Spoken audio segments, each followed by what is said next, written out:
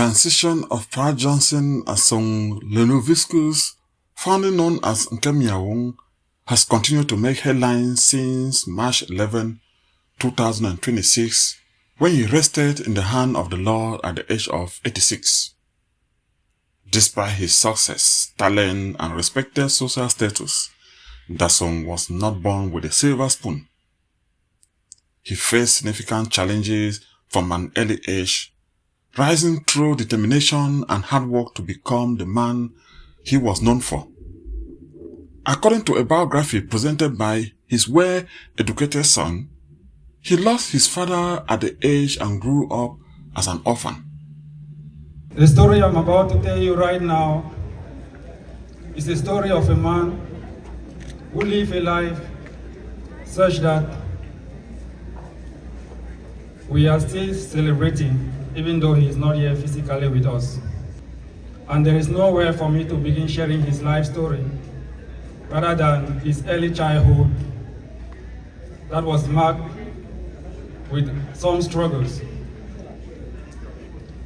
Our beloved father, Pa Johnson Nkemanyisong Nkemanyisong, was born in the year 1940 in a village known as Njense. His parents, as of today, are also of blessed memory. Unfortunately, a few years after his birth, he lost his own father, and that was the beginning of his own struggle in life. As the saying goes, it takes a village to raise a child, and this was true in his case. Nda Asong was raised by his uncles, extended family members, and close friends who played a vital role in shaping his life. Following the departure of his father, him together with his other brothers, we are lucky to have two of them here, Pa Acha and also Pa Gabriel. They went back to their father's house, which was Azé Palace, where His Royal Highness, the Fon of Fontem, then Fontem Asongani Defa, was their grandfather. So they had to return back to their father's house. They stayed in Azé Palace for some time before relocated to another village in Libialem known as Lekom. While in Lekom, their mother moved to Efusa Palace, and Pa Nkemanyisong moved with him and lived in Efusa Palace. At Efusa Palace, Pa Nkemanyisong was under the guidance of His Royal Highness Chief of Fusa Folefak I, who became a foster father to him and provided him with everything that a child at that time needed in order to succeed in life. He pursued his education, led him into the French system, which eventually opened doors for him to serve as a translator and administrative assistant, a highly respected role at the time, especially in an era where typewriting and translation was rare and valuable skills. He was sent to stay in Kumba, where he studied and obtained his basic education, what was then known as Standard 6.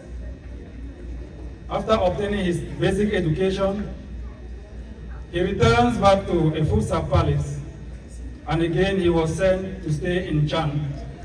And by then he stays under the guidance of Honorable Achangwe Philip, who by then was one of the ministers of La République du Cameroon at the time of independence. Under his guidance, he was enrolled in one of Francophone's primary school, and he became only the third Banwa child by then to be enrolled in such an institution. And a few years later, he went further to complete his high school, where is today known as Lycée de Chan. After completing his high school, he moved to Douala.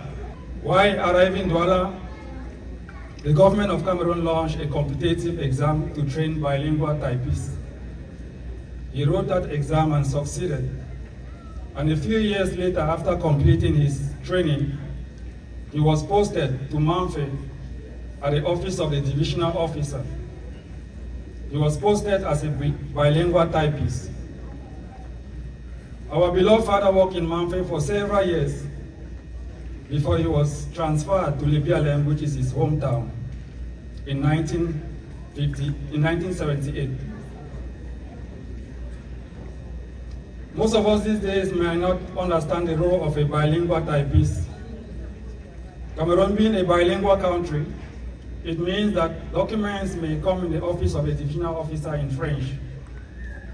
At that point, it was the duty of our beloved father to type them and translate them in English. And the reverse was true when documents came in English. Nda Asong also possessed a unique musical talent.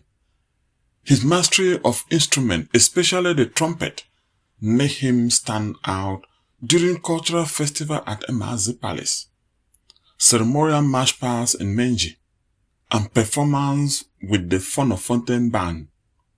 His sound was distinctive and memorable. Nkemanyisong was a musical icon. While he studied in Chang, he also studied music, and he could operate various musical instruments, from piano to flute to xylophone to trumpet.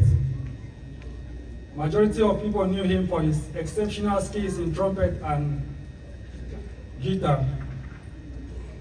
While in Chang, he led the brass band of Honorable Achangui Philip, and in Libialem, he was the leader of the brass band of His Royal Highness, His Majesty the Fon of Fontem. He will accompany him in several occasions within and outside Libialem. He equally trained a lot of youth into this art. Beyond music, he was also an entrepreneur. He owned one of the most classy soft drink spots at the market square in Menji, a well-designed and a welcoming place where food and drink were served. It became a popular spot, especially for many of the elite class. Nkemanyisong was not just a statesman, he was also an entrepreneur. While working in Menji, he operated an off-license where he sold drinks. He also offered opportunities for people to sell food to help themselves. Nobody visited his business place and went back home without eating or without drinking. All you needed to do is to write your name on a sheet of paper if you didn't have money, and a bottle of drink will be offered to you, or a plate of food will be served to you.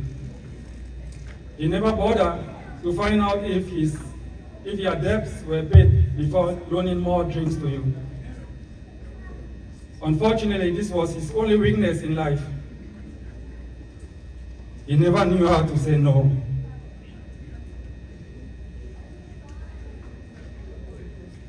And unfortunately, some people use it as an advantage. But that was not a problem for him. Those who were closer to him, you will often hear him use the words in Bauma dialect that enchantable, meaning there is no problem. And indeed, I never saw him quarrel with anyone. A devoted Christian, Nda Asong was known for his gentle and a loving nature. His unique sense of style, wear iron suit, and neat Sunday appearance at church left a lasting impression on many. It is therefore no surprise that his wake-up and life celebration began with the Holy Mass, reflecting his strong faith and values. In part 3 of this series, on the life of the celebration of Nda Asong, we will bring to you remarks from the Reverend Priest, as well as the highlights from Canada, where his daughter also organized a tribute in honor of her father.